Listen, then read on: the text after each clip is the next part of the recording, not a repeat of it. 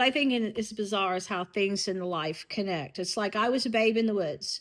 I met Frankie Valli. I went out to LA to try to promote him. Next thing you know, I've got these strangers on the boulevard that was at the end of the street where I was staying. I was staying at the youth hostel over there on Hudson.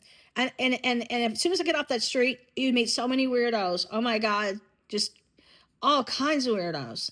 And so this one guy did approach me on the street, and he seemed very nice. He was from Paris, and he there was a movie theater around the corner, and he said, "Would you like to go see a movie?" And I said, "Yeah, because I don't have to get nobody's car or nothing." And he seemed nice, and when we were there, this poor homeless guy wanted to know if he could have my movie popcorn. I said, "Sure." And so guess what the movie was? Poltergeist. You see how things kind of trickle down? And in the movie where the kids gets the wires wrapped around his braces, and that gunk, his stuff starts falling out in the sink out of his mouth and stuff.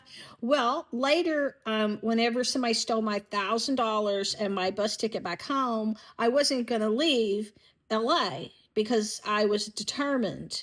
And so to recover my losses, I went to an agency in Beverly Hills that hires au pairs. And the lady, she wanted to introduce me to this up and coming singer named Russell, who wanted to take me to Dimples. There I met Jerry Reese, the director, who the owner sat at my table to try to impress him. So he wanted to keep in touch, and I met, and this other guy started serenading me. That was a different singer on top of sending me a corsage, and then they wanted to introduce me to more people. So ended up, I knew these people, and I knew the guy from France, and so, but years, okay, this is how I'm trying to get into the nanny. Okay, where I went to stay, I went into Palm Desert to help a lady move. Her parents owned castles and stuff, and she was a crazy lady who had kids by three different husbands, who told me how she didn't like one daughter because she didn't like the daddy, but her other daughter, she said, was going to be a real estate tycoon. She was only two. The other beautiful little girl, redhead baby, an infant, she said she's going to be a beauty queen. And then this other little girl, she said she would abuse this child because she was too loving. She said she just centers everything around love. Now, it was traumatizing me to be around those children, and I've told her repeatedly, shoot, there was issues with her one little girl from this, and finally I just couldn't take it because of what she was doing.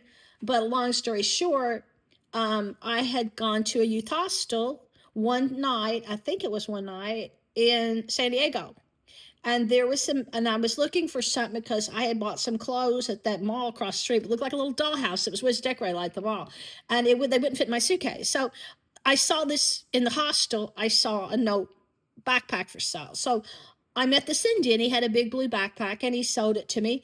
And he goes, my uncle's Willie or whatever, that Indian for Poltergeist. And I said, oh, it's your uncle. Well, I didn't believe him. You know, everybody in Hollywood's got somebody they know that's famous. And so he pulls out a picture of that guy. And I'm like, well, I'll be darned. He goes, he really is a holistic man. He really is a powerful Indian. Well, isn't that weird? I saw the movie, and you know, he died after that movie. But there were other things that occurred in Hollywood. Oh, yeah, people started following me, and I thought they were just motorcycle gang, and I was scared.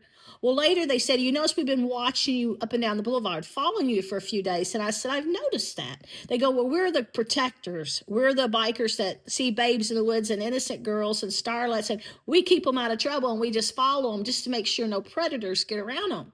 And one of them pulls out this Actors Guild card, a green card. And he goes, I'm this. And he stuck his tongue out. You go, remember in Latest Locked Ark, the airplane scene where he chases Indy? I'm the guy. And he sticks his tongue out. Well, he worked with Spielberg. And then later, when I got back from being put in the casting director's room for Jurassic Park, coincidentally on Kauai, and seeing some of the movie made at the airport there, Dragonfly, when I got back home, I started putting pieces together, and I realized nothing was coincidental. It wasn't coincidental. Me and Bob were out at a little club that was where you could go for dinner on Smile Island. It wasn't like a pickup joint. It was just a small little restaurant that had a band. And he wants to sit at our table.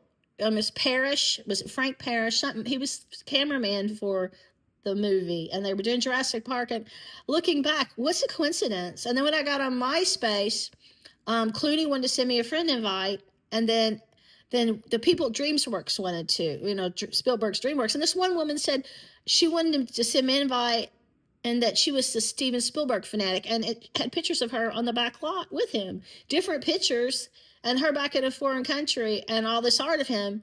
But I just really am upset now that they're trying to make it seem like Spielberg is wanting to um, that this is all tied into trying to kill me.